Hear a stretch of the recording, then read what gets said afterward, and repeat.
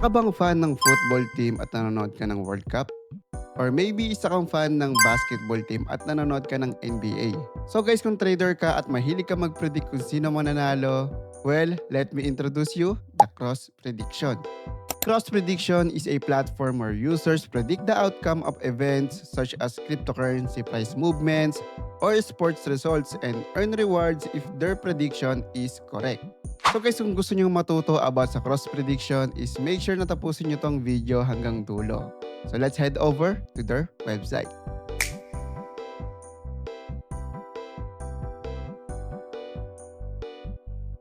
So guys, ang gagawin nyo lang is isi-search nyo itong prediction.crossdefi.io/events and then i-connect nyo yung inyong CrossX wallet or yung inyong Google account. And once naman na na-connect nyo na yun at gusto nyo mag-add ng funds is gumawa ako ng video. So ilalagay ko na lang yung link sa description para mapanood nyo kung paano nag-work yun. No? So guys, meron tayong dalawang token na pwedeng i-trade dito sa Cross Prediction, which is the Cross token and Bill token. So guys, basically, mas maraming events dito kay Bill token kaysa dito kay Cross token. No? So sa Cross token, meron dyan crypto, meron dyan sports, and kay Bill token naman is meron dyan crypto, culture, macro, politics, and sports. So guys, ang focus natin ngayon is dito muna kay Cross token. So makikita nyo dyan sa crypto, pwede kayo dyan mag-trade ng BTC up or down 1 minute, and kung gusto nyo naman ng medyo matagal is pwede kayong mag-trade dito sa up or down nila ng 3 minutes. And about naman dito sa sports guys is kung isa kayong fan ng football or nanonood kayo ng NBA Finals, pwede kayo mag-predict dito kung sino sa tingin nyo yung mananalo. No? So yan, meron dyan Mexico versus South Africa, Korea Republic versus Czech. Yan, meron yun dyan. And then meron din ditong Game 5 ng Knicks versus Spurs, no? Or kung gusto niyo mag-predict kung sino mananalo sa World Cup, pwede rin kayong mag-predict dito, no? So by the way guys, is nakalagay din dito kung kailan mag-close yung pagpe-predict nyo sa specific events, no? So nakalagay dyan dito, closes at June 12, 2026.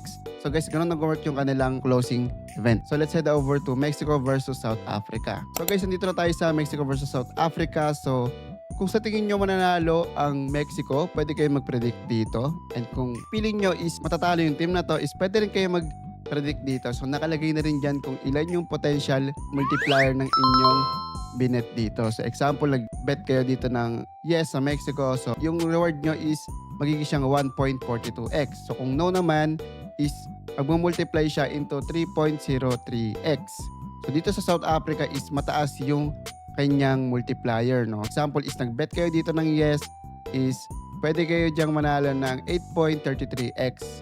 And then kung sa feeling nyo naman is magdodraw itong laban, pwede rin kayo mag-bet dito guys. Try natin mag-bet dito ng draw. So since hindi natin sure kung sino mananalo and hindi ko alam kung sino yung mas malakas sa both team na to. So yan, try natin mag-predict dyan ng 10 cross tokens. So yung nakalagay dito guys yung inyong potential earnings, no? Once na nag-bet kayo dito. So yung 10 cross tokens nyo, if na tama yung predict nyo is magiging siyang 45 cross tokens. And ayan, magbe-bet na tayo dito. Yan. And then yan, order submitted, bought 44 yes shares. So ganun lang guys kasimple kung paano mag-bet dito sa Mexico versus South Africa. About naman dito sa Knicks versus Spurs, magpe-predict lang kayo kung sino sa tingin nyo din yung mananalo. So mas mataas yung multiplier dito kay Knicks kasi 2.70x yung potential earnings nyo, and kay Spurs naman is 1.51x. So try natin mag-bet dito kay Knicks ng 10 cross token since malaki nga yung kanyang multiplier. So yan, nakalagay dito yung potential earnings nyo na 27 cross token, and then ibabay lang natin tong ating bet dito kay New York Knicks, no? Click buy, and then yan, order submitted. So ganun lang guys kasimple, no? Ang gagawin nyo na lang is mag-aantay kayo kung ano yung magiging resulta ng predict nyo, and mas maganda rin siguro kung manonood din kayo ng laban ng binet nyo na team, no? Let's head over naman dito sa kanilang crypto. So meron dyan BTC up or down 1 minute, or kung gusto mo ng matagal is pwede ka mag-proceed dito sa BTC up or down 3 minutes. So tayo guys, gusto natin na mabilis is magpupunta tayo dito sa 1 minute lang. Pwede kayo mag-bet dito kung sa tingin nyo tataas yung presyo ng Bitcoin or bababa. Yan guys, so try natin mag-bet dito sa down. Maglalagay tayo dyan ng 10 cross token and ito yung potential payout natin. Yan guys, 83 cross. So ayan, makikita natin dito meron na siyang 28 seconds left. So bumababa yung token and makikita natin bumubulusok yung token. So nakabet tayo dito ng down. So ito yung potential multiplier natin. Nakalagay dyan. Meron pa siyang 16 seconds guys. 15. Yan, bumubulusok lang, bumubulusok. So aangat pa kaya to. Malalaman natin. Meron pa siyang 10 seconds dito. Nagpa-flatline lang siya.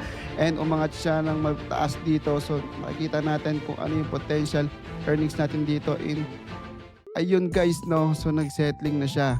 Yung tinaya nating 10 cross tokens is, yan, nag-up siya ng 2.26%.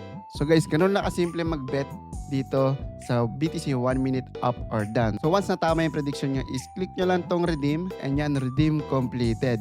And by the way guys, meron din kayo ditong portfolio, no? Yan, so click nyo lang itong portfolio sa taas. So ayan, makikita nyo dito yung information about sa tradings nyo, sa mga positions nyo, yung order nyo. So ayan, nakalagay lahat yan dito, no?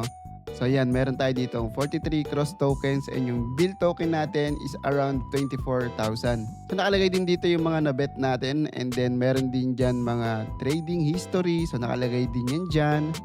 And yung mga transfers nyo, nakalagay din yan dyan.